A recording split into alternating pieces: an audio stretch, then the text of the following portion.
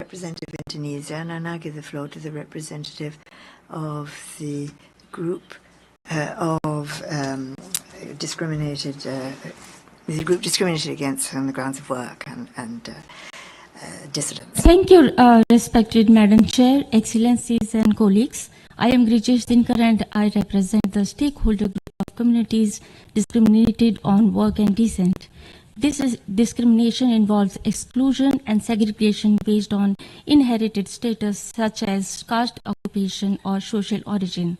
This unique form of discrimination violates the fundamental rights of 270 million people. It is a major obstacle to development and the achievement of the 2030 Agenda.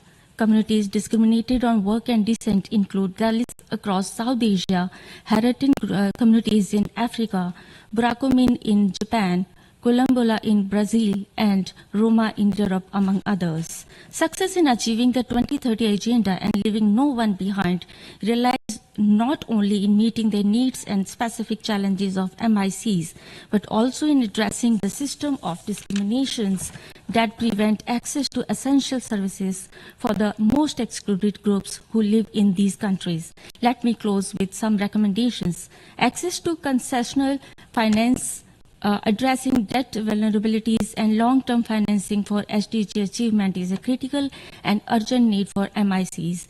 The development of these financial reforms must ensure marginalized groups are involved in the design and decision-making of budgeting and finance policies so that the allocation of resources is targeted, accessible, and designed to address unique form of discrimination experienced by these communities, including intersectionality with gender, disability, LGBTQIA+, children and youth, among others. Promote inclusive policies for vulnerable communities to cope with the challenges of global crisis through social protection program.